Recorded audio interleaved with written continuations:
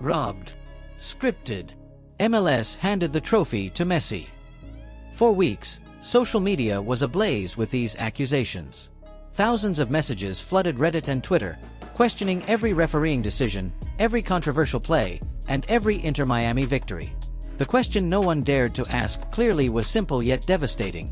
Was it cheating or was it glory? Because when Lionel Messi lifted the league's cup in August 2023, the football world was split in two. Some celebrated the arrival of the greatest player in history to the United States. Others screamed conspiracy. What if I told you the truth about whether the MLS gifted the cup is hidden in a detail that the media completely ignored? In this video, you will discover three things. First, the real hate comments that contrast with Messi's implacable silence during training. Second, how the conspiracy theory is dismantled with hard data on physical wear and tactical impact that no one analyzes. And finally, the poetic justice of a goal that proved the title was won on the pitch and not in the offices. Stay until the end of the video and you will understand the reason for everything. Because what you are about to hear isn't the simplified version you saw in the headlines. It is the full story of how a team responded to the harshest accusations with the only weapon football respects: results. July 2023. Fort Lauderdale. Chase Stadium prepares to host something it had never experienced before: the arrival of the best player on the planet. The cameras capture every gesture, every step, every glance. Messi walks through the stadium tunnel with that characteristic silence that has accompanied him throughout his career. There are no grandiose statements, no impossible promises, only a certainty floating in the air. Football is about to change in the United States. But outside the stadium, on the screens of millions of devices, something else was happening. Internet forums were filled with skepticism. He's going to a retirement league, some wrote. He's only going for the money, others added. And there was a third group, the loudest of all, which would later become an army of detractors. Those who already anticipated that any success would be manufactured. The reason? The belief that the league desperately needed Messi's success to justify its investment in television rights. The first week of training was an observation laboratory. Gerardo Martino, the coach who already knew Messi from the Argentine national team and Barcelona, structured adaptation sessions. The Florida heat in the middle of summer is relentless. 35 degrees with suffocating humidity. Conditions that transform every sprint into a battle against one's own body. And there, in the middle of that furnace, Messi trained with the same intensity as a youth player looking for his first contract. Sergio Busquets and Jordi Alba arrived days later. Three world champions gathered in a project that many labeled a golden retirement. But in training, there was nothing about retiring. Tactical sessions were extended. Rival analysis videos multiplied. Martino knew something the rest of the world didn't see yet. This team didn't come for a stroll. The first official match arrived quickly. League's Cup, a tournament that mixed MLS teams with Mexican clubs. The format was simple: direct elimination from the first round. No safety net. No second chances. Cruz Azul would be the first opponent. A historic Mexican football team that had no intention of giving anything away despite the media expectation. And what happened? Messi scored on his debut. A perfect free kick, the kind that seems to defy the laws of physics. The ball curved in the air as if drawing an impossible parabola. The goalkeeper didn't even move. 2-1. Victory. An explosion of euphoria in the stadium. And on social media, the first murmur: doubtful penalty in the previous play. It didn't matter that there hadn't been a penalty. The narrative was already taking hold. What no one saw at that moment was the physical price the squad was paying. Because this Inter Miami wasn't the rested and planned team many imagined. It was a group coming off the worst season in club history. Last in the Eastern Conference. No playoffs in sight. And now, suddenly, they had to play every 3 days. Orlando City, Atlanta United, FC Dallas. Rivals followed one another like relentless waves. The league's cup schedule gave no respite. While other teams in the league had breaks between commitments, Inter Miami lived in an infinite loop. Match, express recovery, travel, match. And here appears a clue that changes the entire subsequent analysis. The easy version says that Messi arrived and everything was magically resolved. That the league arranged the matches. That the referees received instructions. That every victory was part of a script written in the MLS offices. This narrative was replicated thousands of times in forums, podcasts, and analysis programs. It sounded logical. It sounded reasonable. After all, what better business for the league than to see its biggest investment succeed from day one? The reality is infinitely more complex and, paradoxically, more epic. Let's start with the schedule. Inter Miami played 58 official matches in 2023. 58. It is the highest number recorded for an MLS team in a single season. Why? Because in addition to regular league matches, they had the Leagues Cup, then the US Open Cup, and finally they tried to make the playoffs via the points record. Every competition demanded rotations that the squad couldn't provide. Injuries began to pile up like unpaid bills. But physical exhaustion is only one layer of the story. The second layer is tactical. And here enters a name that almost no one mentioned during the tournament. Tadeo Allende, a 23-year-old Argentine winger who arrived at the club without major headlines. Without fanfare. During the Leagues Cup, he scored 9 goals. 9. They weren't casual rebounds or gifted penalties. They were goals from a player who perfectly understood his role in Martino's system. And what was that system? Something that Javier Mascherano, the club's current coach, described months later as controlled chaos discipline. It sounds contradictory, but it has crushing logic. Messi couldn't run for 90 minutes in the Florida heat. So the team compensated. When he walked, the other 10 ran twice as much. When he accelerated, the entire system adapted to enhance that 5 or 10-second explosion. Benjamin Cremaschi, a midfielder just 18 years old, covered an average of more than 11 kilometers per match during the Leagues Cup. More than players in European teams in higher-level competitions. DeAndre Yedlin, the fullback who came from playing in the Premier League, had to reinvent his position. He was no longer just a defender. He was a constant cover for the spaces Messi left when attacking. If this seems exaggerated to you, consider this. During the semi-final against Philadelphia Union, the opposing team completed more than 600 passes. More possession. More goal opportunities. More corners in their favor. And yet, they lost 2-0. Oh. Because Inter Miami had perfected something Martino brought from his years in Barcelona. Defending with patience and attacking with surgical precision. It wasn't about dominating. It was about waiting for the exact moment.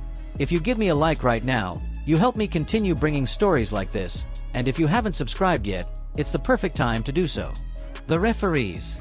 It's inevitable to talk about them when discussing accusations of favoritism. Throughout the Leagues Cup, Inter Miami received 3 red cards and 17 yellows. It is not a low number. It is not the record of discipline you would expect from a protected team. But every time they won a penalty, social media exploded. Every foul near the rival area became evidence of the conspiracy. The most controversial match was against Nashville in the final. A duel that was decided by penalties after a 1-1 draw in regular time and extra time. Elliot Panico, the Inter Miami goalkeeper, stopped 2 shots in the final shootout. Ooh. And even so, the comments focused on a supposed uncalled penalty in favor of Nashville in the 82nd minute. Replays showed minimal contact. Enough to complain, insufficient to rule. But the narrative was already written. This is where the story gets serious, because there is a silent factor that explains the impossible nature of those 5 weeks. It wasn't the referees. It wasn't a rigged schedule. It was something much more human and, for that reason, much harder to replicate. The survivor mentality of a group of players who knew they were under a global microscope. Every training session was filmed. Every statement analyzed. Every gesture interpreted. And instead of breaking under the pressure, they fed on it. Leonardo Campana, the Ecuadorian striker who was the team's offensive reference before Messi's arrival, accepted going to the bench. There was no media drama. There were no leaks of discontent. He simply understood that his role had changed and that collective success was worth more than individual pride. That decision, seemingly small, generated a domino effect. If the team's top scorer accepted a secondary role, who was anyone else to complain? But there is one more name that needs to be in this conversation. And what we discovered about his impact completely changes how you should view everything that happened afterward. Rodrigo De Paul's goal was not a coincidence, it was justice. But to understand why that statement carries weight, you need to know who this player really is and what role he played in building the most questioned title in the recent history of American football. De Paul arrived at Inter Miami in the 2024 season, 1 year after the Messi whirlwind. And he arrived with a reputation that few knew outside of Argentina, that of the Invisible Warrior. In the Qatar World Cup, he was the player on the Argentine squad who covered the most kilometers. More than any midfielder. More than the defenders. He was the engine that allowed Messi to shine without burning out. He transferred that same function to Florida. During pre-season training, Mascherano designed a rotation scheme where De Paul was the centerpiece. Not for his goals. Not for his flashy assists, but for something much more valuable in the context of a brutal schedule. His ability to read the game from the first minute and adjust the team's intensity as if he were a human thermostat. When the opponent pressed high, he dropped back to receive. When there was space, he accelerated the game with one-touch vertical passes. The easy version says that Messi won alone, that he arrived at a mediocre team and transformed it with individual magic. That every match was an exhibition by a genius surrounded by average players who only had to pass him the ball and let him solve everything. This narrative worked for debate shows. It generated millions of views. And it is completely incomplete. The reality is that Messi needed an ecosystem. And that ecosystem was built by players like De Paul, who understood that collective success required invisible individual sacrifices. Busquets controlled the tempo. Alba generated depth. But De Paul was the one who connected all the lines.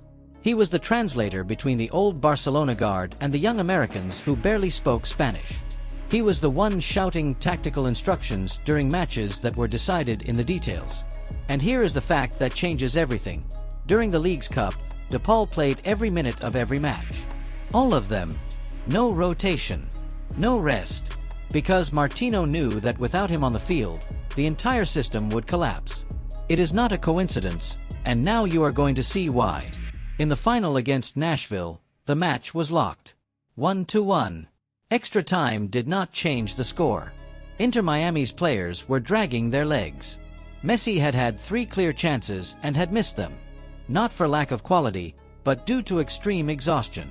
36 years old. 5 matches in 15 days. The body has limits that even talent cannot ignore.